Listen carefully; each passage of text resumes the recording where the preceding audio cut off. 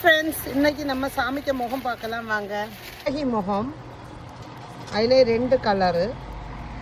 ஐயா முகம். எந்த சாமிக்கு வேணாலும் இந்த முகங்கள் வைக்கலாம். பாருங்க, எல்லாமே முகங்கள் தான். அம்மன்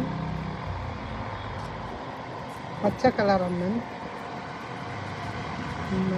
பாருங்க, அவ்வளோ தெளிவாக இருக்கும் முகம், அவ்வளோ அலங்காரமாக இருக்கும். காளி, நீலக்காளி, சோப்பு காளி, அம்மன், சுடலை, பிள்ளையார், அம்மன். பாருங்க, அம்மன் பச்சை கலர் அம்மன், நாகரம்மன்.